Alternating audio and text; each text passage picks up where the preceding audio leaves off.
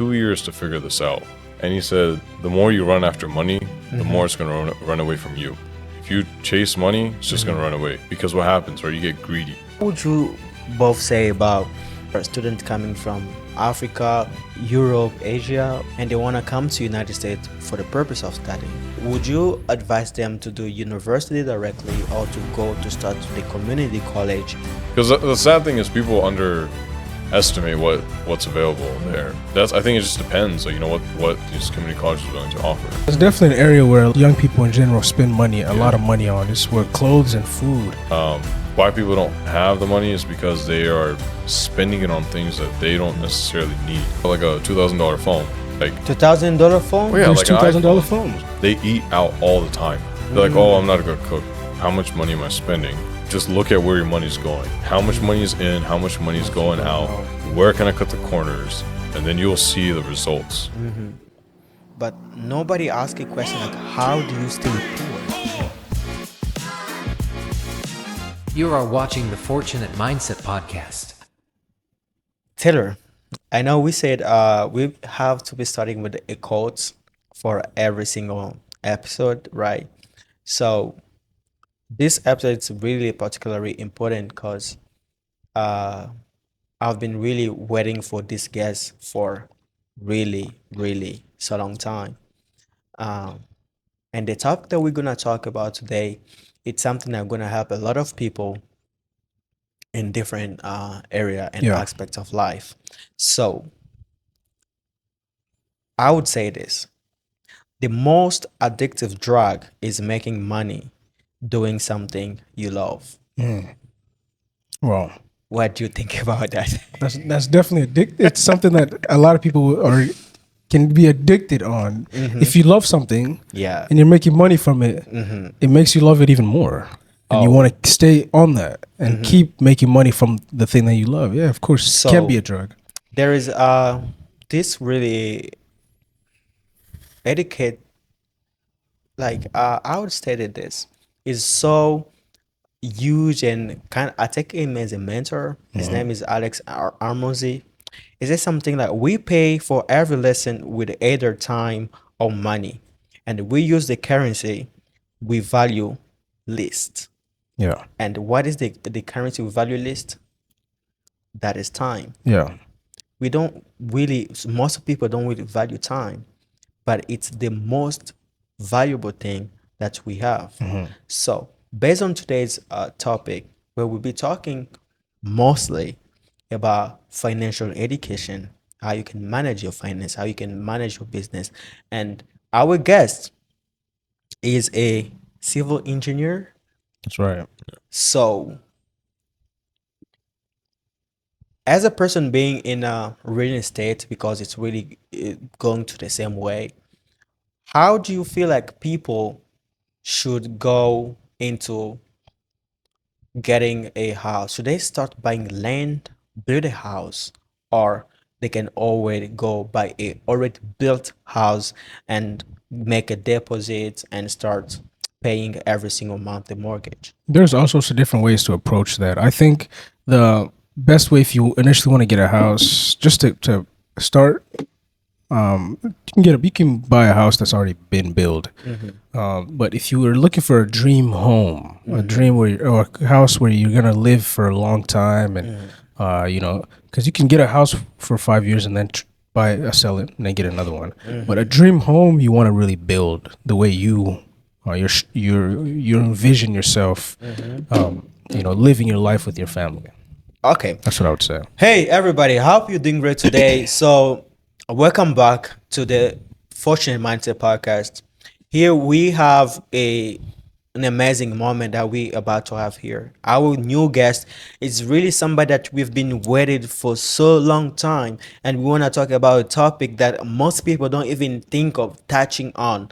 We want to talk about civil engineering. We want to talk about financial education. So at the same time, we want to say thank you for you to support us in every single moment since we've started. And if you're new and this is your first time to see us, please, we invite you to really join our community so that we can grow, and the bigger we become, the bigger the guest. So ladies and gentlemen, Man, I'm thrilled. I'm thrilled to announce the new guest. Man. He's somebody that I went to school with. Okay. I remember in my calculus class, my first calculus class is when I met him. Yeah. He's very intelligent. Man. And he went through a wide range of experiences in college and university level. Yeah. I'm thrilled. so everybody can meet I'm Quarder. Oh, Nice to meet you, everyone. hey man, how Yeah. you doing today? Doing good. How are you? Yeah, good. Welcome to the podcast, Quarder. No, I appreciate it. I'm very much glad to be here. So, So, Connor, tell us what's the experience that you've had, or what the idea you got in the mind when Taylor told you like you be our guest. I mean, I was actually very, much appreciated about it because he could have considered a lot of the people. I mean, I remember Taylor, so he was a very social individual. So he could have asked a lot of the people, but he asked me, so I was actually glad. Yeah. And I think it would be something that, a topic that was actually, I feel like this is something that I want to do. I feel like there's always something that each and every one of us could give. Yeah. So why not just touch base on something that can Yeah, help certainly. people? So yeah, sure. Yeah, there's something that in terms of what we want to speak about today. There's just touching based off of your experience as well as a civil engineer. I think it's a field that a lot of people neglect Yeah. into going into, because some people think it's well, they might become an architect, they might become even a structural engineer, or they neglect that area of technology. So how do you think what does it take to be able to get into that industry, you would say? Well, I mean, you would have to see like, okay, what is that drive? Why would you want to be a civil engineer? Yeah. I mean, I've actually because I'm actually a structural engineer, but before becoming a structural, I need to go through civil. Okay. So, but the main intention from the very beginning was having a civil engineering degree with emphasis in structural engineering. And the fact that, like, when I was young, I would always see that buildings are being constructed, seeing all the construction for the highways in Texas. I mean, we always have construction everywhere we go. Yeah, sure. Not only that, when I used to visit India when I was a kid, everything was always built out of concrete and rebar, and Okay. I just, when I'd see these massive structures being built, I was just always curious, how is it done? And just having that curiosity and willingness to learn, and I mean, you don't care how hard it is. You're just like, I want to know how to do that. Yeah. So, I mean, engineering is not easy. I've seen some people. So here's the thing, like, it's not easy, but it's up to you how hard you want to get it. Okay. So, like, how hard you're willing to work for it. So I've seen some intelligent individuals that they tried and it didn't work on the first shot, meaning they failed a class, Yeah. and they just gave up. Yeah. But in my mind, I was like, everything requires a certain level of effort. And if you're willing to go for that, then you'll definitely achieve it. So for me, it was like, why would I go for it? Well, why I went for civil engineering with emphasis in structural? Well, it was because just that curiosity and wanting to know how to do it. Okay. And I mean, you're not really too worried about the money, because money will come. It always comes wherever you are. But you need to have a passion for something to where it just comes along with it. Okay. You think that only applies to civil engineering, or any other well, really STEM disciplines as well? No, I mean, like in terms of making money, or Right. no, I mean, man, you can make money. You can make money cutting grass. You can make money however you want. I mean, but if you're in a STEM, like, here's the thing, right? Like engineering, science, technology, mathematics. I mean, they're not the easiest majors. Sure. Right. There's other majors that are easier and they pay pretty well. Yeah. But it's like, you want to ask yourself, like, okay, do you want to do something that you don't have an interest in, and you're just doing it for the money? Because what happens is when you start making a certain level of money, like you realize you're able to afford what you want. You can buy the shirts you want, the clothes you want, the shoes you want. You can go eat the nice restaurants you want. Right. But the thing is that you realize that once you've earned a certain level of income, once Yeah. you reach a certain level of threshold, then it's like, it becomes routine Oh. for you. Like, okay, if you're get making used to like, it. yeah, you get used to it. Okay. Especially whenever you like graduate, right, from college. Yeah. Like, imagine you're making like, let's say 1,000, 1,500 a week, Oh yeah. right? Then it's like, I mean, it's like, wow, it's great, because you never had that, right? You're always paying to do the work, but now you're getting paid to do the work. Exactly. Yeah. Right. Sure. So that Yeah. you can, I mean, you can always do great in any major. Sure. Really, you really can. But you just gotta have the willingness to work for it, to achieve that major, and then keep moving forward with it. Going to that, what about the people that have the mentality or the idea that okay, I'm doing this major because it's what is trending, or that is where there is a lot of money. It's not a passion. It's not what they really thought they would do, but because one of their friends have done it and they've seen maybe I'm like, oh, Kerner makes a lot of money out of being a civil engineer, so let me go do that too so that I can start making money. So what would you tell to those kind of people? Oh, first of all, I would say, you're probably going to waste your time and you're probably going to end up, because here's the thing, it's not easy. Yeah. I mean, it can be very challenging, Yeah. especially true. depending on some professors you have, So there's many factors that could come in play to where it's like, where an individual who's going with that mindset could question themselves and be like, well, do I even actually want to do this? Because after a certain amount of pressure that you're dealt with, you question, should I move forward or not? And imagine you go 2 years in and things get really tough. It gets harder after your third year and then once you go in your Yeah. fourth year. Yeah. So the person could probably go in 2 years and say, okay, this is not for me, and just drop it. And then say, oh, this is something else that's trending. So all you're gonna be doing is just chasing something that you're not really passionate about, because that's what you went in, right? With that mindset, just to make the money. Like I said, I mean, once you make a certain amount of money, like, I'm not saying a person has to make $500,000 a year. Yeah. You can make, like, even a person who's making, let's say you're 22, you're not married yet. I mean, I don't know that many people that are below that age that graduate college and they're married, Yeah. right? They're usually just someone that lives with their parents, right? Or maybe they have an apartment with a couple other people. Yeah. Even then, like, let's say you're making like 70 grand a year starting. Well, I mean, like I said, you realize you can afford all the things you want. But after receiving that type of income, Yeah. it just becomes a routine. It You does. don't yeah. you just feel like, okay, another paycheck is coming, great. Now Okay. you pay some bills and you can still do the things you want. So I would say, like, if someone's going in with like something that's trending, I don't think that's a great idea, because then again, you're going to look back 20 years from then and say, did I actually do what I wanted to do the whole time? Right? You kind of want to like search yourself and see, like, what do you want? Oh yeah. And once you know that, then money will come on its own. And the thing that, like, I met someone in India when I was a kid. Yeah. Well, not a kid, but I was like 16. And he was a very wealthy guy. He had about 10, he had like a clothing store, but he had like 10 of them in different spots. And I remember just observing like his sales within a span of a couple hours was like at least 2,000-3,000. Wow. And it's not like a major retail store. It's just one of those stores. Like overseas, like they're not like, it's not a Macy's. Yeah. But you have your small businesses, Yeah. right? Sure. So in that span of a couple hours, he made probably at least 2,000 or 3,000 of sale. Yeah. And if he has 10 stores, like, how much is he making? And he told me, he's like, look, if I want to, I can buy a brand new Rolls Royce tomorrow right here in front of the store. Oh. Okay. But, it's not like that. We're not, I have responsibilities. Sure. But the biggest message that he gave me, and it took me 2 years to figure this out, Oh. because it just clicked in my mind. And he said, the more you run after money, the more it's going to run away from you. Oh. Oh wow. So he said, if you chase money, it's just going to run away, because what happens, right? You get greedy.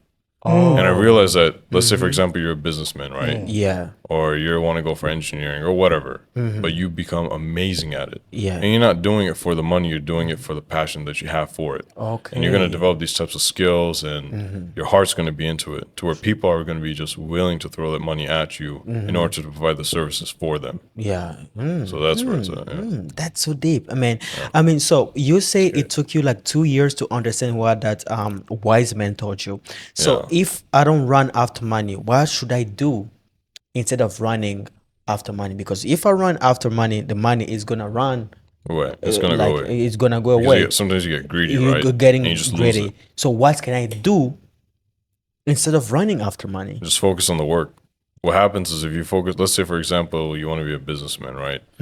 And you have a service that you want to provide to somebody. Yeah. Well, if you're going to be greedy about your money, right, you're looking at, okay, how much money am I getting after this job? Or how much, like, in terms of like, oh, I just want more, I want more. Yeah. Right? So what happens is, you could, like, for example, you could jack up the price so high for a service that you offer to where you don't get any customers. Yeah. Because you've been greedy. You're looking at how much money you're putting in your pocket. Yeah. Rather, and not only that, too, you could cut corners. You might not do an honest job. You're like, oh, I could probably, do this and this and this. It'd be half the product. They won't know. But over time, it'll come to show. Oh, okay. You know what I'm saying? So it could be where it's like, okay, I want to go ahead and provide something that's good. I want to provide a service that I know is reasonable in price, Right. and that you're just focusing on growing the business. Okay.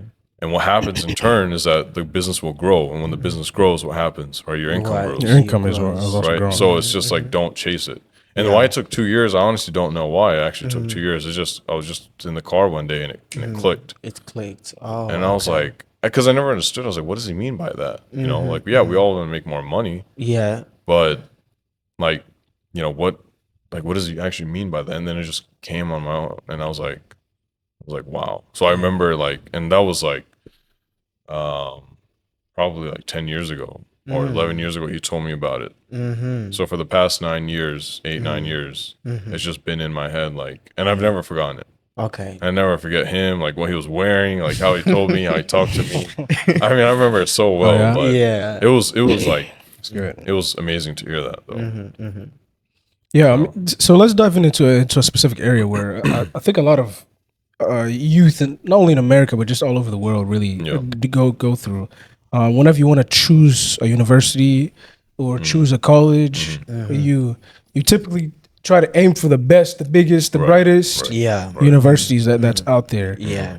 While those universities aren't just meant for everybody to Yeah. just go to. Yeah. See, people usually skip and minimize the community college Right, area. exactly. So let's speak a little bit about what's missed. The community colleges, the advantages Yeah. of going to community Right. college. What opportunities can there be in community college? Because I know us two, we met at community college. Okay. We could have went to universities initially Yeah. Yeah. and spent thousands and thousands, and had a different experience. Yeah. Right. But what would you say is as a benefit to starting in community college rather than 4-year major universities? Well, some of the factors I would say is first, it's obviously going to be a lot cheaper. Okay. The other thing too is that the classes are smaller. Yeah. So if you feel like you would want, not just sometimes it's want, but you also need, right?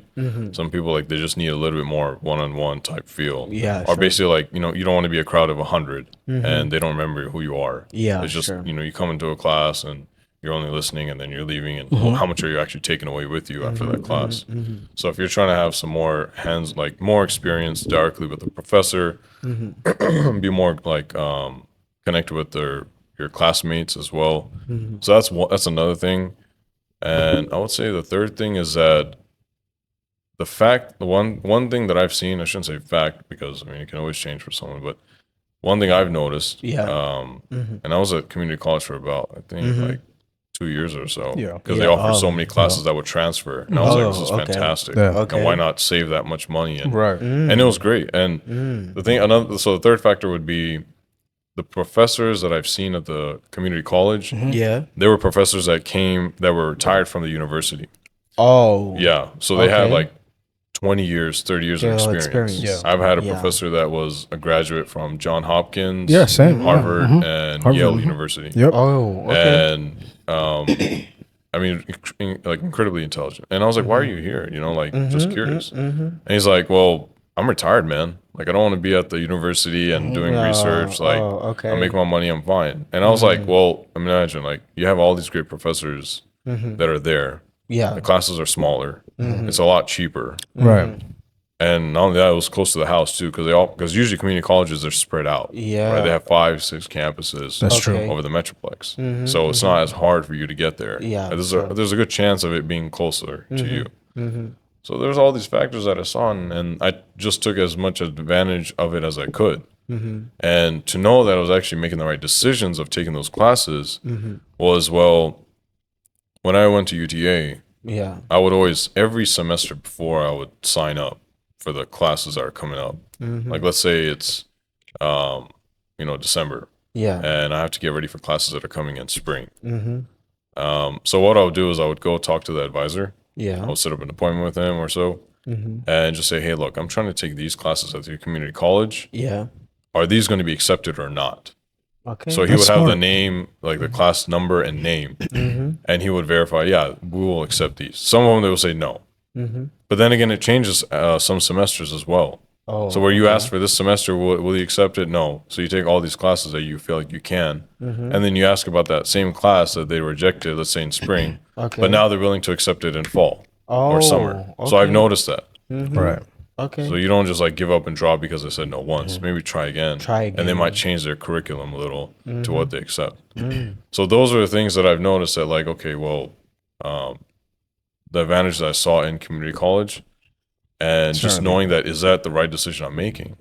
Okay. And another factor that I saw was that, you know, you don't need to take a SAT or ACT in order to get to university. Right. Oh, Because I remember, okay. I don't know what every university has, but when I was at UTA, they were like, yeah, if you get 24 credit hours, Yeah. that I don't know if it has to be complete transferable or you just have 24 from the community college, that you know, you don't need the SAT or ACT to get in. Oh, They accept okay. you into the college. Oh, Because some of us like we're like, okay, we're probably nervous about that exam. It's We don't extremely want that. nerve wracking. Yeah. So for you a don't, lot of people, yeah. and they're like, oh, I didn't pass my, because I don't know if some people are there that are thinking, I didn't pass the SAT, I didn't pass the ACT, I'm not going to get a university now. No, it's not that. It's not like that. And I was actually surprised when I found out about it. Like, you didn't even have to take it the first place. Oh. You know, I don't know about every university, but at least when I'm in UTA, yeah, they were like, yeah, we'll accept. Just have those certain number of credit hours from the community college, and we'll take you in. Yeah. And obviously, and not only that, I feel like it's actually a little some classes, right? Depends Yeah. on your professor. Yeah. That were easier at the community college than the university. Yeah. So Yeah, I definitely had that experience. I mean, for me, whenever I transferred from community college in general, and then I went to university, yeah, I went from classrooms that were 15, 20 students to 300 students. yeah, No. exactly. Yeah. 300 300, students. 400 students in one classroom. And they have You're walking in a multiple classroom with massive amount of people, and then one professor. Yeah, I know. So how is one professor going to keep account of you if you have a question? Yeah. But the class is only maybe an hour and a half, Right, maybe exactly. even 45 minutes or so. Exactly. You won't get one-on-one time like you would get in Yeah. a community No, college. So that's actually there's advantages. There's advantage and disadvantages. okay. So what would you both say about let's say there are students coming from out of United States. Yeah. Okay, from Africa, from Europe, Asia, or this stuff, and they want to come to United States for the purpose of studying. So would you advise them to do university directly or to go to start the community college, and then if they want to go with the university, they can go to the university? What's your view on that? I mean, it depends. Like, if they're going directly for the masters, because I don't know, because I know they have to take a certain exam to get in for their masters, right? Yeah, sure. And my thing is, that I don't know how how community colleges work, because I know that some of them offer some master level classes. Some, yeah. But I mean, most of the time that I've seen these students, if they're going to community college, they're foreigners, then they're in their bachelor's Bachelor's, level, yeah, sure. you know, major. They're not in their masters, and then masters. Obviously, when I was at university, there was a Yeah. ton of foreigners over there, and that's good. Like, you know, they're all proceeding for their career. But I think it just depends. Like, you know, what these community colleges are willing to offer. Yeah. I mean, how much available is it for the masters? But if it's bachelor's that you're going for, definitely go for community college, because, I mean, I know that foreigners have to pay a higher, basically tuition, right? Yeah, the rates sure, are a lot higher. Sure. Yeah. So my thing is, you know, why would you want to pay? Because I already know that the university is more expensive than Yeah. community college. Like 30,000 something Yeah. like that. Depending So- on which university. But yeah, Yeah, not only that, it depends on which university Yeah. too. So I would say, yeah, I mean, if you can look at community college, then why not? Because the sad thing is people underestimate what's available there. And I would say a lot of the good times that I've had in my college, like years, was at the community college. I mean, it's just such a memorable time. I made a lot of friends over there. I met a lot of great people. I met a lot of professors that were really willing to invest within their students. Oh, Yeah. okay. And that's one thing that I just don't like when people underestimate it. And I don't want to be hypocritical about it either, because I remember when I was in high school, I was like, oh, I don't want to go to community college. Like, I don't even know what they're going to offer. But that's and the reason why you talk like this is because you don't know what's really What is there, yeah, true. right? Really So unknown. you just want to you kind of need to dig a little and see, okay, what's there, what's available for me, right? So yeah, There's actually quite a bit of resources in community colleges, not only just favoring university community colleges, but even universities have wide yeah. range of Definitely. resources that's Okay. available for Definitely. everybody. But I don't know if about you can speak to this as well if you have the same if you see the same thing. But what I've noticed with universities, especially for bachelor level undergraduate degree, it's relatively all this pretty much the same from university to university on the bachelor level. right. Okay. The syllabus. Where the difference the difference is really on the graduate level. Okay. The masters. Yeah, most some university, say for example in engineering, Yeah. if you're going for a mechanical engineering degree, they might call it structural engineering here. They might call it different course here at a different university. They might just have different names, but Okay. they're all it's generally the same education that you're getting on a bachelor level. But when you go to the master's level, Yeah. the PhD level, that's what differentiates Yale Okay. from a different university, from like TCU. That's what differentiates the Ivy League schools or even just the Stanford, some of the greatest universities here in the U.S. or just in general. Oh. I don't know. Do you agree with that? Or would Yeah, you say I it's would agree different? with that. I mean, if you're looking at the bachelor's, like let's say for a bachelor's, right, your syllabus is going to be the same. Yeah. I mean, because let's say, like for example, you're trying to be a civil engineer, and Sure. of course, in our final year, we have final year, final semester, you could emphasize more. You want to go structural, transportation, Right. water resources, environmental. Okay. So what I've noticed is that the syllabus is going to be the same because Okay. you need to learn, like for each and every subject, you have to learn those topics that are there. So if they're going to change, it shouldn't change too significantly to where you can call them two separate classes. Like let's say from what's offered at one university compared to the other. Yeah. It's got to be mostly the same. Maybe there might be a couple topics that are included that are excluded from each other, but I would say my understanding it should all be the same for the most part. I would say like 90% should be the same, maybe 95%. So for masters, Yeah. I'm not too sure because then again, like for those topics that are taught for the classes, Right. it could change, but I think it's just more so that what's the availability that exists for your major, right? Because if you're at Yale, I think it's still the same, like Berkeley, right? That's the number one college in America for civil engineering. Yeah. And I think for structural engineering as well. And I don't know if it's University of Illinois or Northwestern, but it's I think it was. I wonder if it's still the same. Maybe then you're gonna have different things on hand.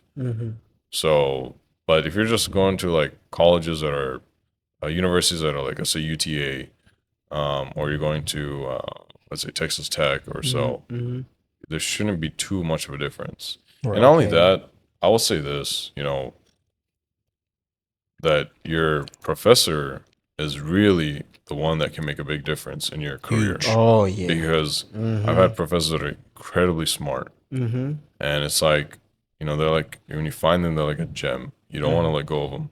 Okay. So if you can stick with them as long as you can, you will gain that much knowledge. Oh yeah. And I remember I had a professor. He was from Mexico, but he came to the United States. Like he was teaching our classes, and this was during COVID. Yeah. But he was like working on a professional engineer, like a licensed engineer. So having that professor was a big difference. And I realized like if you're able to spot the professors that you feel like best to be around, Yeah. then you can get all the knowledge you need. You don't have to go to MIT. You don't have to go to Yale. Like these are nice schools. I'll agree. But I don't expect like someone who comes from Harvard, Yale, MIT to be the most intelligent individual. That's true. Maybe sometimes you can just be lucky you got in. I mean, I've met some incredibly smart individuals at community college universities. Yeah. Yeah. Sure. Certainly. Yeah. That's incredible. I mean, from that, if there is people that maybe haven't understood, if I can reframe it, it's community college are better for somebody want to start to the bachelor degree. So you would suggest somebody to go to a community college first instead of going to a university if you want to do a bachelor degree. Right. I mean, then again, think about it, right? Like it's because one of the things that comes into play for, I assume a lot of people is finance, right?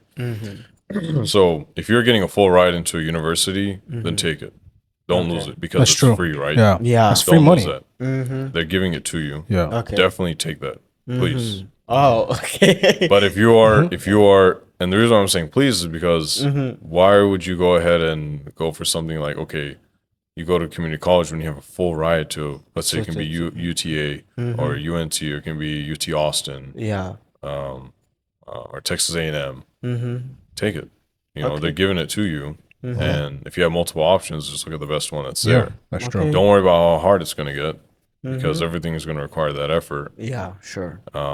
But if you don't have a full ride, because you have to look at your circumstance, right? Yeah. Is it the finance? Is it also like you feel like you need more attention? But my biggest take about why like it's such a benefit to be at the community college is that it's the finance part.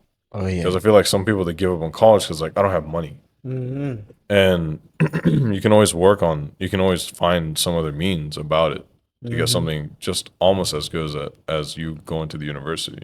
Okay. So yeah, So Go ahead. okay, no, that's fine. You can go ahead. Yeah, I mean, if I could add another, I would say something that's advantageous for going to community college level.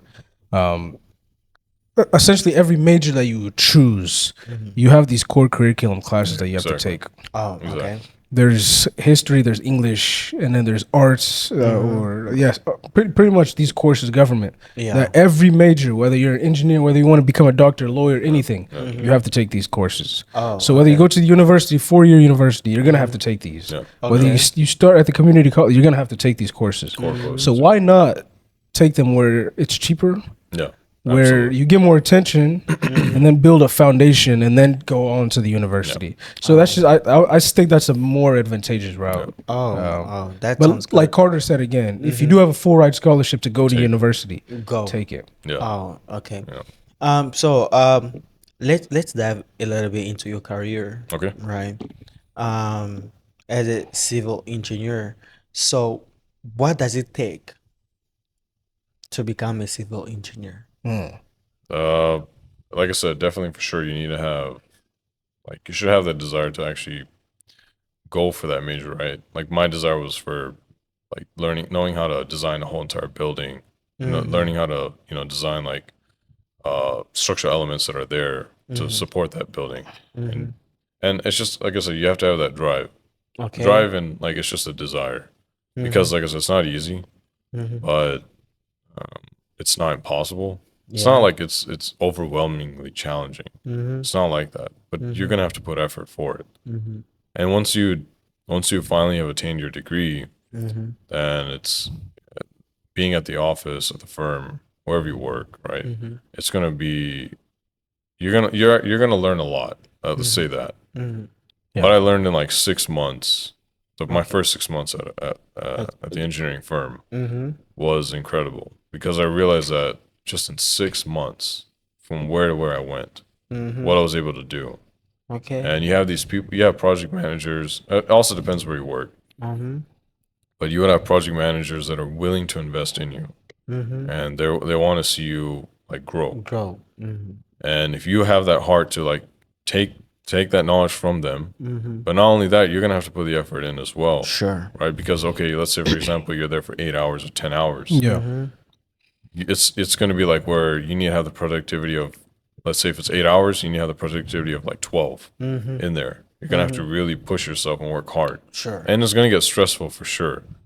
But when you turn around and you look back and you see like, wow, I did that in that time, compared to like where you were when you first started, or even a couple months before that, you're like, wow, I actually did that. So it's just, I mean, going into that type of field, or I'd say it can apply to any field really, Yeah. but going in that career, it's incredible what you learn. But like I said, you have to have the heart for it. If you're just like, I'm there for just to make the money, it's not gonna last too long because you're gonna find other means that make more money, right?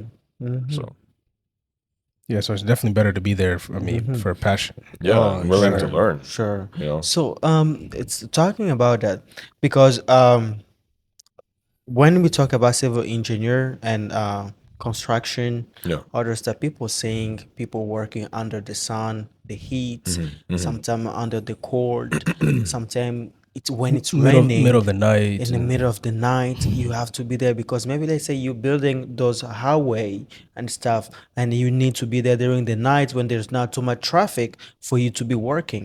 Right. So tell us what's kind of motivation, okay, Okay. that somebody can have to put themselves into that, or somebody that have this kind of self-doubt, seeing all this stuff, all the stuff happening around, and saying like, I really want to do this, but after seeing what is going on, I feel like I'm not going to it. Yeah. So what can you tell that person? I think the first thing is that you know that you have people to reach out to. Like you always have someone that has a higher level of knowledge to where you can ask a question, you can get some help from. Right? You're not like, let's say for example, you just start as an engineer, right? You get into that firm and you're working. You're always gonna have project managers around you, right? They can be technicians, even them, they can help you, Yeah. right? They'll give you some advice. And you know, after a certain level of years of experience and having, let's say you, I mean, you don't necessarily have to be a professional engineer, meaning you're licensed, right? You can just be having that, let's say you have 10 years of experience. And you can still become a project manager, but you won't be able to stamp the plans, but still.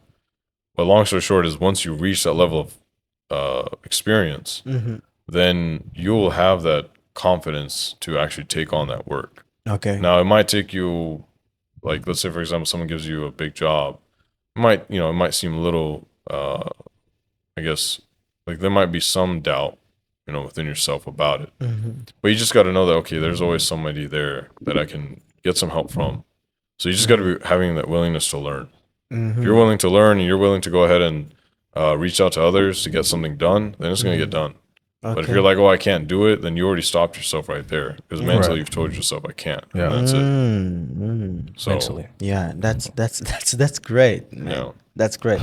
So for somebody right now that is looking for a construction job, okay, let's say somebody they coming from outside of United States, from Mexico, from India, Yeah. from whatever they're coming Yes, from, yes. and they want to have they maybe they are maybe technicians, or they are also engineers or Right. other stuff. Now they want to have a job as a, like, in the construction firm or something like that. How can that person dive and get themselves into getting a job in that field? So if you're saying, so you're talking about, let's say, for example, someone is, let's say, a structural engineer, mechanical engineer from India or Yeah, Africa, yeah, sure. let's say Africa or Africa, whatever. Congo. Congo. Yeah. Whatever. I got a lot of friends from Congo. Yeah. But the thing is that one thing I've noticed, unfortunately, is that some like decide to restart, but a lot of times what they do is, like that's just some, not like many. Majority of the times is where they come here to the United States, they get a master's in their career. So Okay. let's say, for example, you're a civil, you want to get a master's in structural engineering, Yeah.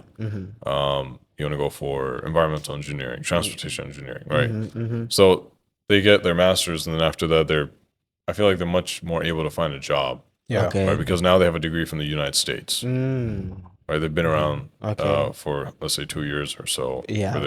for their major, and then now they're much more likely to find a job. Find a job. I'm not saying that you can't find a job with that bachelor's, because sometimes if someone is really, like, it could be anything, right? If let's say I have a business or someone else has a business, Yeah. you're a boss, right? And you have to hire someone. Yeah. They really see that you're willing to learn and push forward. Sure. It's the biggest thing, because I have some relatives, they're project directors at these tech firms, and they tell me, man, we will look at individuals that are looking for a job, we'll bring them in for an interview, Yeah. but the biggest thing is, are they willing to learn? Oh. So that's why if someone's coming from, let's say outside of the US for a US. job, and they're like, oh, can I actually get one with a bachelor's? I would say, why not just at least try? Because what I see most of the time is they come in with the bachelor's, complete master's, and then get a job. Yeah. Well, why not at least try? Who knows? Mm-hmm. You know, you might find a job with your bachelor's. Yeah, okay. You can go ahead and enroll in your master's over here in the United States, and why not just try finding a job in Trying your to finding bachelor's? a job. If you can't find a full time, you can probably find an internship. Yeah. And that could okay. lead you to help. That could probably, not probably, that would definitely increase your chances of finding a job once you finish your master's. Yeah. So that's something that I've seen. That's the trend that I've seen a lot going on. Yeah, let's talk about poor management of finances after you get your degree. Because I know some people may, you get your degree, you have a job now. You go from making negative $30,000 a year to making quite a bit of money. Okay, but that Go money is ahead. going to different things. Exactly. and you don't know how to manage it correctly. What kind of strategies do you think are important? I Not think- for just any Right. industry, I guess. Right. I think the biggest thing is here's one thing I've learned myself is that Yeah. like I thought of it right. I said my first year, like I'm gonna have a job. Okay. Like, my first year of my job, like working at an engineering firm. It's like, how do I want to spend my money? Okay, do I want to go ahead and spend and just be like, man, I'm making great money. Like I said, you're not making $500,000 a year. You just Yeah, it's your first you- job. You're probably not even making six figures. Yeah. It's still great money because you just graduated college. From college. You know, compared to someone, let's say someone's making $20 an hour. Yeah. Right now, you're making like $35 an hour or so. Yeah. Right, that's a huge difference. So, one thing is I remember was that it's like, okay, if you spend as minimal as possible the first year of your job, Okay. you're gonna have that much of advantage, like financially, for the rest of your life. Okay. Why is that so? Like, let's say for example, you're making $70K, and after like taxes and everything, it comes down to like I think maybe 55. 55. Let's. I mean, I don't know exactly, but I'm just saying. Like for example, Yeah. let's say it's 55. Out of that 55, let's say okay, you're young, right? You're with your family. Sometimes you don't have to be young. You're just with your family, right? We have Yeah. that cultural type Sure. lifestyle, right? Sure. Like if you're Indian, a lot of times, like okay, before you go get married, you know, you're gonna be with your family. Yeah, Yeah, that's sure. right. Even for the Arabs too that I've seen, you know, it's mostly up to the person. Like, do you want to stay with them or do you want to leave? Do you wanna But if you're with them and you have that family ties, right? You're Yeah. just you know that cultural value, and you're just with your family. Yeah. You're gonna save a ton of money, right? I mean, you don't have to pay for rent. You don't have to pay for a lot of things. Someone's cooking for you. Your mom's cooking yeah. for you, or whatever, or you like to cook yourself. You know they're cooking. So, but the thing is that let's say okay, it's 55K Yeah. for example. You're probably gonna spend 15K on yourself.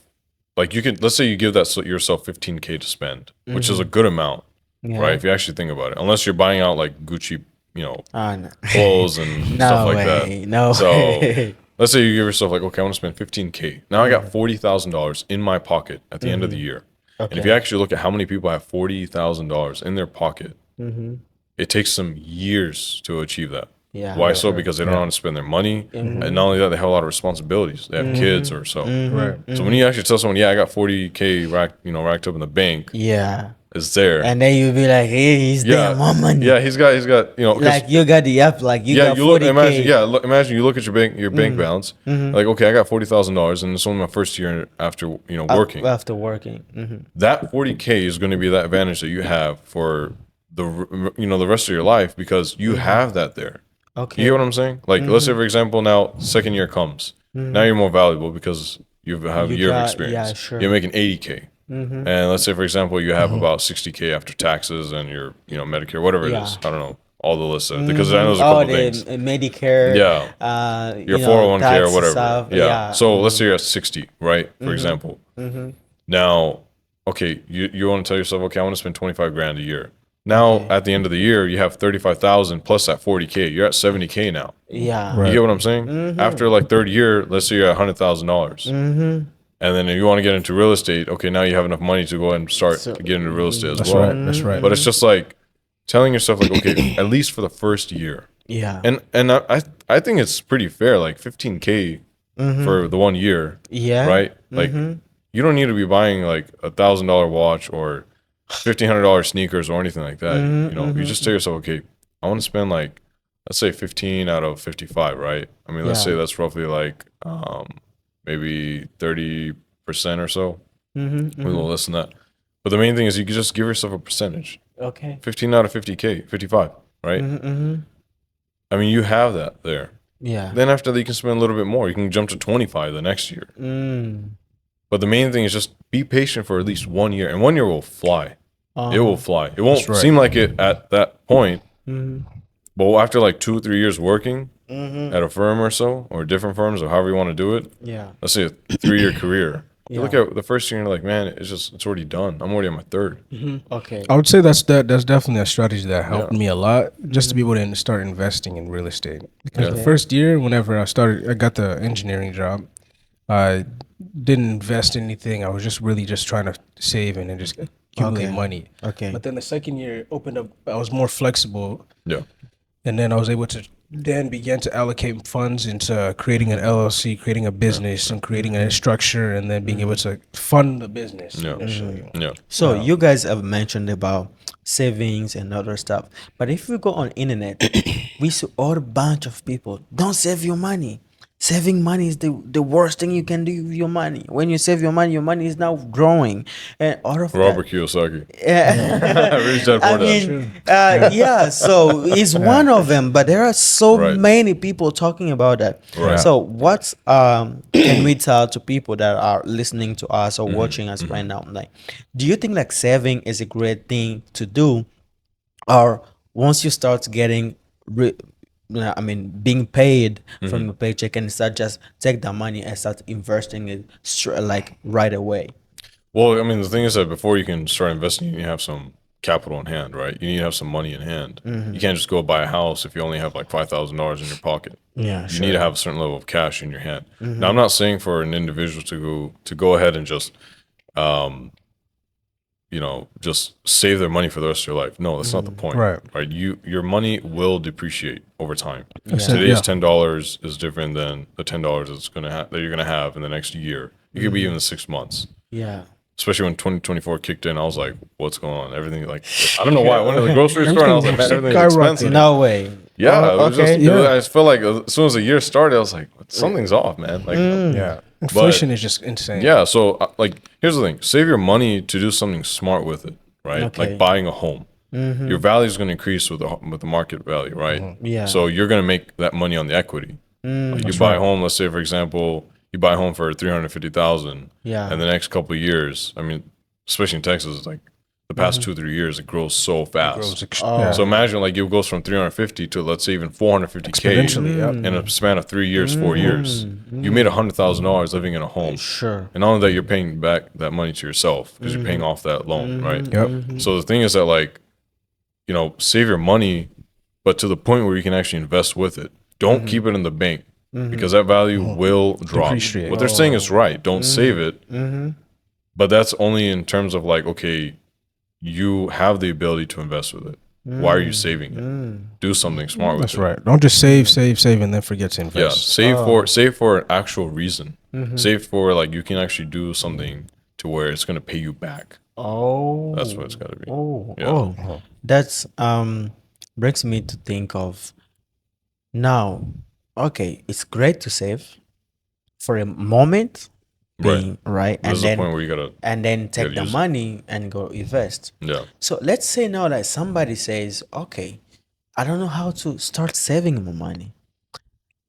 Once I just get my paycheck, it goes to my bills, it goes to my expenses and out of that I don't have enough Right. to start Yeah. saving. I've heard it a lot of times. So yeah. And I don't So, like it because- yeah. I mean, I don't have enough to start saving. Right. What would you tell? What would you say? What would you advise that person? The first thing I would say is, what are the reasons why you're not able to save? Like, do you essentially have do you have a Mercedes, a BMW that you bought for that's worth $60K? You're putting $1,200 a month towards that. Well, that's a good reason why you're not going to have any money in your pocket, right? Like, my thing is, if you tell yourself, what do I actually need? You don't need a Mercedes. You can just get a car that gets you from A to B. That's right. And you're happy. And you're like, okay, I'm even if you don't like it, Yeah. you tell yourself, like, look, I'm working for something bigger. Why do you want to be at the position where you want to buy that type of car, having to pay monthly payments? Why don't you just think about the position where you could be, where you can just buy it cash, Yeah. right? So, because I know some people, they don't like it. Like they're like, oh, I don't like used cars. Just be patient, just for a little, Yeah. right? So, and then you can get what you want afterwards, because now you have the capital for it, or you've invested in that same money to where it's like you can easily get that car that you wanted at 1st. So my thing is that why people don't have the money is because they are spending it on things that they don't necessarily need, or they are in situations that, for example, like they can get out of. They don't have to be in. Like I remember someone I used to work with. Yeah. He used to tell me like, yeah, after once I get my paycheck and I pay my bills, I have nothing left. Like I literally have nothing left. And I just, you don't have to observe much of the person to understand that. Yeah. You kind of take a look at them and you're like, okay, well, why do you have like a $2,000 phone? There's phones that are, I know it sounds crazy because some people are like, $2,000 phone? well, yeah, There's like an $2,000 iPhone. phones. Like iPhone or Samsung, some Samsung, the Samsung Flip or phones whatever. And my thing is like, why do you have a $2,000 phone? And some people are like, well, I like nice phone. Okay, well, I know it sounds like I'm not joking. Like you can get an Android for $250, $300. Even a really nice one's like $400 or $500. Just get that and move on with your life, and you can get what you want later on. Yeah. So that's like some of the stuff, right? I will see like the shirts, the clothes, like they're buying expensive stuff, like $100 shirts. They're buying like these expensive phones, and they're not even buying these phones up front in cash. They're paying those monthly payments. Yeah, sure. Then it's a car. And one of the things I noticed a lot was that they don't, like, for example, they eat out all the time. They don't know how to cook. They're like, oh, I'm not a good cook. Well, here's the thing, sometimes you can put some effort in and you can become good at it, even if you don't like it. Yeah. Right? Yeah. So, like, they're like, oh, I don't know how to cook. So I'll see them, right? Let's say 4 times a day, 3 times a day. They're spending around $15 on an average example, right? Every day it's $45. Okay, if you do like 30 days, Yeah. right? You go from $45 a day to $1,350 in a month. You Just see what I'm for saying? eating outside. Just for eating outside. Yeah. Okay, so and that's 1 month. Imagine over the span of 12 months. Okay, you're looking at well over like I would say $14,000 Oh yeah. a year. That's a huge amount of money. Sure. And then all that they're buying, like, that's what I'm saying. And then they start spending things on they just don't need. Right? I've noticed that so many times. They're like, I don't even know why I bought this, and I'll ask them like, why did you buy it? Like, I don't know. And I'm like, it doesn't make sense. I look at them like, are you okay? But that's just one example. Like, Yeah. like the food part, especially in America. Like, I've noticed that when I used to work at these firms, they, like, a lot of times they don't have food brought from home. They're eating out. Now, I get it. You like to do that, but if you're like, let's say you're first starting out, first year, and you're trying to save some money, at least try to do something where you can cook it at home. Yeah. Sure. Yeah, and there's meal plans that they have prepped up, like HelloFresh and all these types of things, to where you can start saving money. And I think imagine like $14K. That's one, right? Let's say you have a car that you pay like $1,000 monthly payment on. That's another $12,000. Yeah. $25,000 just from two factors. Yeah. And there's a lot of other factors that come into play. That's definitely an area where a lot of students in general, or just young people in general, spend money, a lot of money on. It's where clothes and food and just various different And accessories. cars and expense. Yeah, cars, yeah. So Yeah. now the thing is, the most difficult part is like they don't even see that. They don't. They don't see that in the point that they don't even make the math to know like I'm spending 12,000 Right. a year just for eating outside. Yeah. They just consider the fact that I'm spending maybe 15, 50 or 100 Right. per day because the food I'm getting Yeah, every day. yeah. No, that's cheap. That's not too much. It's just 100 that I'm buying food. But if you look at the long run, that is a lot of money. So how can we help somebody really plan for their financial freedom or for their financial management? Yeah. Like, okay, so if you want to manage your finance or your things, this is how I do it. This is how Connor do it. That helps me build or become the person that I am today. Yeah, I mean, definitely the first thing that I look at is how much money am I spending, right? How much money am I making? Like, let's say however much money I'm making for a month. Yeah. Then I look at, okay, how much money is being spent? and now how much do I have left over? Okay. And if it makes sense, and the thing is that you just kind of ask yourself, like, okay, you make so much money, you only have so much left over in the month. What is it that you're spending your money on? Especially when you go on, like, let's say, for example, you have your credit card or debit card. I don't know about all bank platforms, but if you look at, like, let's say, for example, think Bank of America, right? Yeah. You can see all your expenses. They're all categorized. Yeah, sure. And I'm pretty sure it's with other banks. Even platforms Chase, as well. and Chase, yeah. So Yes, you can I see see that. what where your money's going. And then you can just literally just grab a calculator and I mean, especially if you're a person with a degree, you can at least grab a calculator. Yeah. And just start adding the numbers. Even and see. if you're still in high school, right? Middle school. Yeah, even middle school. I mean, the person, all you have to do is just know how to count some numbers. Yeah, sure. Punch the numbers into the calculator and just see, Add okay, it to it. add it up and see, okay, look at all your categories of expenses and kind of look through each one and kind of and go through like, let's say 2-3 months of those. So that we get an average of where your money's really going. Okay. And once you know, like, okay, I'm spending money here, here, and here, and you ask yourself, like, okay, what is it out of all these things that I can actually cut? Or I can do something about, or can have an alternative to, which I can start saving some money. And then once you do that, you're like, okay, you start running up the numbers. It might seem like, okay, even a couple $100 for the month. But when you kind of when you multiply that into 12 months, you're talking about a couple $1,000s. Or it can be, like I said, for food, right? Yeah. If you're able to drop, if let's say you know how to cook at home, or you learn how to do it, or whatever, or even you take a class to learn how to do it. Yeah. That class is an investment for you to save your money. Sure. I mean, I'm just I'm just bringing that up right Yeah. now. It's just like just kind of came off the head. Like there's classes that teach you how to do that. Yeah, sure. Like I'm not saying like, oh, we're here to talk about cooking classes. I'm here like we're here to talk about saving money. Yeah, definitely. Yeah, And you sure. can find the means to do it. So just look at where your money is going and ask yourself where you can start cutting here and there just for some time Yeah.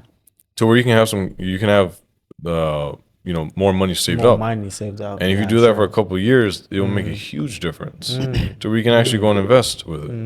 Sometimes you don't need it. Like my thought is like when you're investing with money, it's like a lot of time real estate comes in the head. Yeah. Because it's a great, it's a great form of sure. income.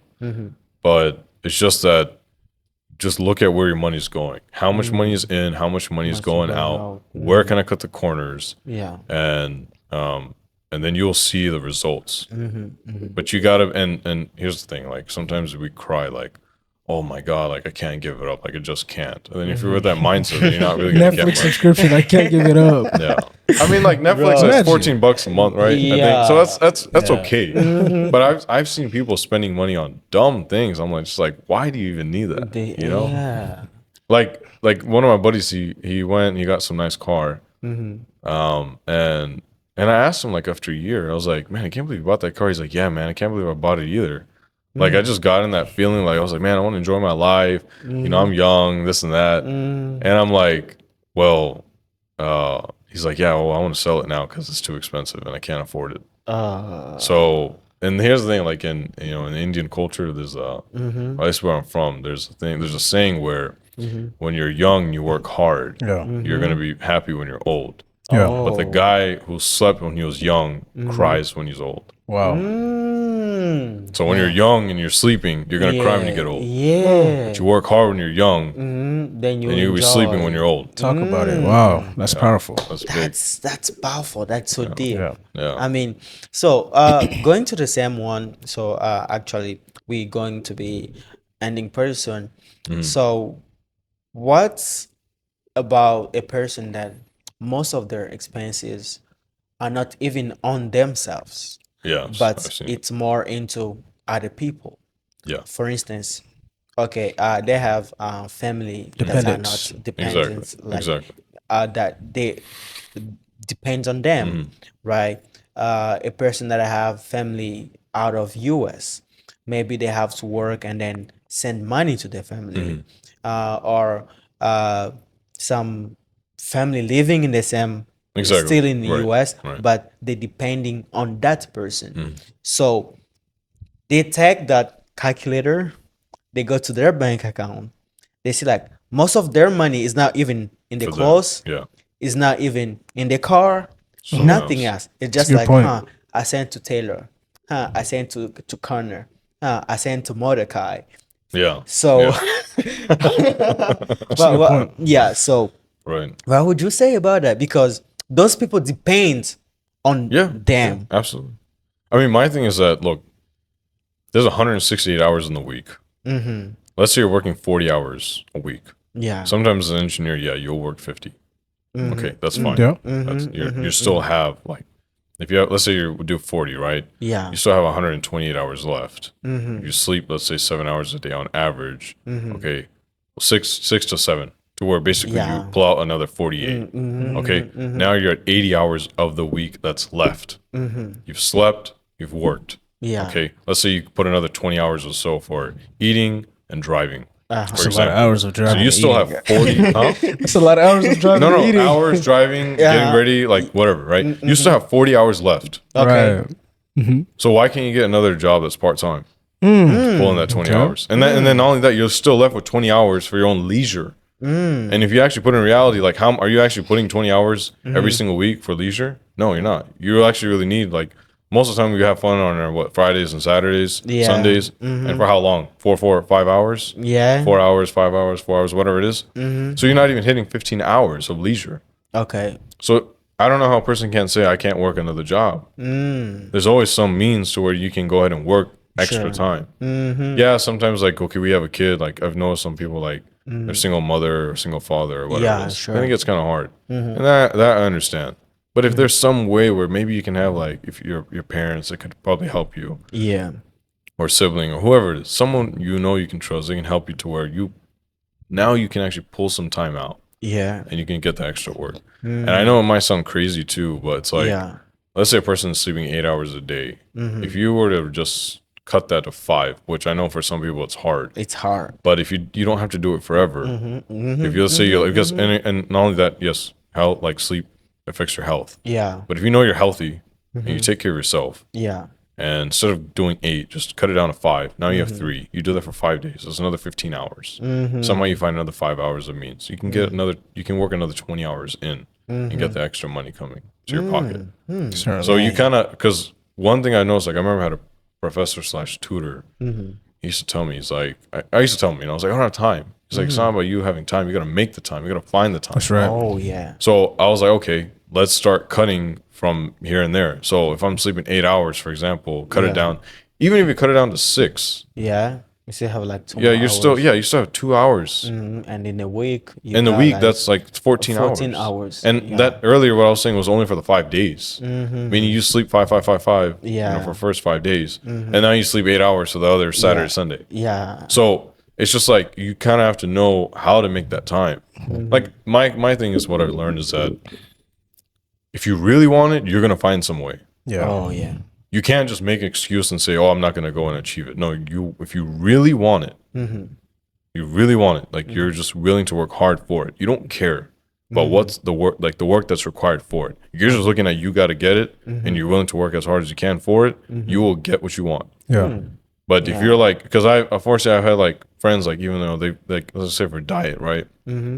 They went and then they're like, man, I'm getting fat. I'm getting like, overweight and all this stuff. And I'll tell them, I'm like, man, like, why don't you start meal prepping or doing this or whatever it is, right? Just eat, let's say for example, if your body is like burning like 3,500 calories a day and you're eating 4,000. Yeah.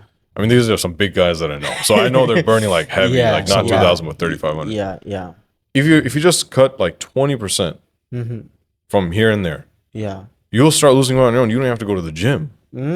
So my thing is like, it's just, you got to find that way. It's, and if you notice everything that I'm saying, right, in terms of finance, in terms of school, in terms of like work, in terms of like, oh, okay, sometimes we're busy helping our family. We're not even putting all our expenses towards ourselves. If you actually think about it, like if you really, really want to get what you want, what is it you're going to do? You're going to start looking where you can start allocating more importance in order like to achieve, basically to do the work to achieve what you want. That's good. So it's like you have to just look at where can you start making adjustments. You can always make adjustments. That's the thing. Yeah. Like I hate hearing when people are like, "Oh, I can't do this. I can't do that. I don't I have just time. suck. I don't have time." Because that's the thing. Like I used to make those same excuses too. But I had people, and I was fortunate that these people came, that they were in my life to where they told me like, "Look, you need to make time. Yeah. If you're spending money unnecessarily, you need to be patient and not spend it." Like one thing, like someone told me. Like I remember at one point I wanted to buy a nice car, right? Because like you get tempted, you definitely get The tempted. temptation is Temptation's always there. Yeah, sure. Mm-hmm. But they told me that like, look, because they're in real estate. So mashallah, I was like, wow, that's a great thing that they're in there. they asked me one question. They're like, man, do you want to have a lot of, do you want to have, do you want to buy nice cars when you're young and basically meet the financial needs, meaning you're not saving too much afterwards, Yeah. or do you want to be patient and own a lot of homes? Because they were in real estate. They're like, I never bought a nice car, but I always had so many homes on my name. So that's the thing. I was like, once I heard that, I was like, okay, I don't want this car. Wow. Because I was like, what would you rather have, right? Would you rather have, and these cars, people don't even own these cars. Sure. They're loaned Sure. or they're leased. And he's like, look, do you want to have do you want to have a nice car or do you want to be patient and end up having a lot of homes on your name? And I saw that person. I was like, man, this guy, mashallah, he's worth a couple $1 million himself. Yeah. And I was like, he's right. And he's literally living that example that what he just told me. He's like, I never bought a nice car. Like he always had good, decent cars, like good cars. Yeah. But they weren't like a Mercedes, a BMW, or anything like that. But he's like, because I never bought those types of things, I was always able to have so much money on my name. Yeah. So it's like, It's good. you can always find the way, but you just got to be willing to make that sacrifice, either in your sleep and your like enjoyment. And it doesn't mean you're completely done with having a life. Like I'm saying, like for example, you're making, 70K starting. Yeah. You allow yourself to spend 15K first year. That's still a good amount of money. Yeah. And now but now for the rest of your life, after that first year's over, you have that 40K of advantage on your hand of that money, right? Yeah, sure. So it's like you have to be willing to make that sacrifice. The problem is a lot of us are just we don't want it, or we're not willing to work hard for it. Yeah, that's good. And here's the thing: sometimes someone might come in your life and give you a hard time about you're not doing this or that, and you might get really pissed at them. Okay. But it's a blessing because sometimes them giving you a hard time wakes you up. Oh. And you will really see what you're made of because you're going to try to prove them wrong. Oh, wow. So if anyone ever gives you a hard time, be thankful about it. Oh. Because it's really going to help you. Man. So Because they're going to say facts like you're not seeing yourself. This conversation is so sure. deep, bro. Yeah, that's good. Let's let's conclude with this. You said like you can get good cars, you can get whatever you want to get, Right. but the trick is when you get those good cars and whatever, people don't get fascinated about you, but they get interested by the good car that you have. Yeah. And once you don't have it anymore, others people won't be there in your life That again. is definitely true. So, what is this piece of advice that you can give your younger self, In regards to finances, like like in finance, yeah, or just in general in life? I think, we always have a lot of things that we can tell our younger selves. But I would say definitely don't ever look at what you have and just say it's not going to help you. And don't ever look at what you've been given in life and complain. Like I know that saying when life, like literally this is like, here's the thing, I haven't heard this line from someone's mouth for a long time. But I remember when I was a kid, you hear this line all the time. Life gives you lemons, right? What do you do? Make lemonade. So, Yeah. or you play or the other saying is when, just play the cards that you've been dealt with. Yeah. Right. And I remember, I think it was Tristan Tate that said that too. It's like, I could be a guy who's 6'5" or 6'4", and I can be overweight and all this stuff. And he's right. I mean, you just look at what you have in your life and you make the most out of it. Sometimes someone's like, oh, I'm short, I'm tall, or I'm fat, or I'm skinny, or I'm this, or I'm dumb, or I don't have good memory. You can always improve somehow, some way. Yeah, So I would always tell myself, like my younger self, like, look, just look at what you've been dealt with, make the most of it. And whoever's gonna want to like come in your life and appreciate for who you are, then those are the people that they're going to be with you. Yeah, I definitely appreciate the wealth of knowledge and Yeah. that you've been able to accumulate, man. Last time I've seen you was about 4 or 5 years ago. Yeah. And just seeing 4 or you 5 years ago? 4 or Yeah, 5 it's years been a ago. long time. Oh no. Seeing you here today, man, it's great to see the No, this development is that a you've been able pleasure. to Really the a growth that pleasure. you've been accumulating, that you've just gone through. Man. It's great, man. Nice having Appreciate a that. conversation again. I with mean, you we like this. will keep more forward. Can you just leave a question for Mm-hmm. our next guest? For your next guest, Yeah. We give you that, responsibility to give a question for our next guest. A question. We don't know who's gonna be that Yeah. question. You don't know him, maybe, or her. Right. They don't know you either. But you just leave a question. What the day when they come, that will be the first thing that they will answer. Related to education, finances, or anything. Education, whatever. finance, Okay. relationship, anything. Yeah. Just a question that you can leave for them. I think a good question would be, like in terms of finances. Like, are you saying in regards to like a question for them specifically, or a topic to which they would talk about No, a question for them. specifically? Yeah, sure. Why is it that you're trying to pursue, the goals that you have in your life? Why? So if you know the why, then all you gotta do after that is just put the effort in. But my question for them is, why are you putting the effort? Like, why is it that you want to achieve those goals? Why do you want to achieve those What's the goals? Right. purpose behind it? Because you have to know the purpose, right? You have to like, if you don't know why you're doing it, then you just like, there's no direction, right? Yeah, You have to know why you have to do something, right? Yeah. Then from there, you're gonna just go and put the effort, and that's it. What's your why? That's good. So what's your why? That's something I've always heard a lot in business as well. You can't just do something without having, There isn't motivating factor, a why behind why you're doing it. And that why is going to keep you motivated. And Exactly. It's going to keep you in line whenever there's days you don't want to. And there's That's times you why don't want to. is your purpose, right? Yeah, That purpose. Your purpose. That's exactly Because what it is. you know why you're doing it, right? Like Arnold, right? When he was a bodybuilder, he's Arnold like, Schwarzenegger? yeah. I mean, his thing was like, I mean, he knew what he wanted to be. Yeah. He wanted to be the best bodybuilder, whatever. I mean, I'm sure there's so many things that were there, but it's just like he knew why, like, why he was doing it. Yeah. And I mean, you just look at him, like when you see him in his bodybuilding days, It's it's just incredible. like incredible. And I don't definitely. see. I mean, just seeing what they were willing to do for it, because they knew why they were there. Yeah, it's like, do I want to be like everybody else, or do I want to just be the best? Sure. And after that, I mean, you could just see for him, it was just he knew where he was going. He just had to put the work in. Right. So what is that one thing that most people value a lot, but you don't? For me, Yeah. I would say, I mean, there's many things that I feel like that I value. Now, Others I ignore. just one thing that you feel people value a lot, but you don't. That I don't value. Yeah, people value a lot, Oh, but okay. you don't. I would It's say, interesting. I mean, here's the thing, right? A lot of people value of like, I mean, they value like being seen by others, being known, or like basically like, for example, you were saying about buying expensive cars or so.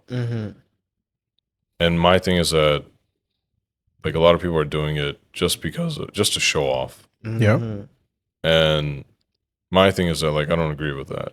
I feel like you should do it for yourself. And here's the thing: when you start reaching a certain level of money in your hand, yeah, you would kind of have that feeling to show, but you got to remind yourself, like, look, if you're doing something, do it for yourself, right? Don't do it for just to show off. Because I've seen it, and once they lose their car or whatever, then their friends are gone. I've seen it literally with my own eyes. So that's one thing that that I don't agree with everybody else. Sure. That's really great. So Taylor, can you ask the last two questions? Yeah, I mean, in general, well, what would you say, Carter, is the best advice that you received, or that you'd received, you'd given, an advice that was given to you, or you gave to someone else? I think the best advice that I've received, like, that I've understood is that, like, because of my religion, right? Like, I'm a Muslim. Yeah. So I know that whatever I have in my life that's going to come my way, like it's already written, meaning that like main thing is that I know what's there. Like I know that I'm not in control of everything, right? Mm-hmm. Like whatever my creator is, deemed best for me, that's what's Yeah. gonna happen. Mm-hmm. So if something doesn't happen the way I wanted it to, Yeah. Mm-hmm. just and as long as you're not doing anything wrong, right? Like you're Yeah. trying to get something going, Mm-hmm. and it doesn't work the way you want it to. Yeah. Sometimes it's for the best reason because that situation could develop you far more as a character Yeah, sure. than That's true. you just like getting Yeah. that, Definitely. right? So I've noticed that whatever happens in life, you just kind of just keep pushing through. That's it. That's the best advice that I've understood. The best knowledge I've achieved is that Yeah. I'm not in control of everything. Oh, And I've seen with my own eyes that I've done things that like it doesn't make sense, like how I was able to do it. Mm-hmm. And I've tried so hard for something where I got nothing out of it. Wow. But then you realize like, you're not in control. And as long as you know that you're not in control of every single thing, like someone's there who's a higher power, right? Sure. So as long as you understand like, okay, if it doesn't happen, it's for the best. Just kind of move on and be happy and smile and push forward. Okay. Because what's going to happen is sometimes a lot of us, not a lot of us, but some people, we collapse if something doesn't go through.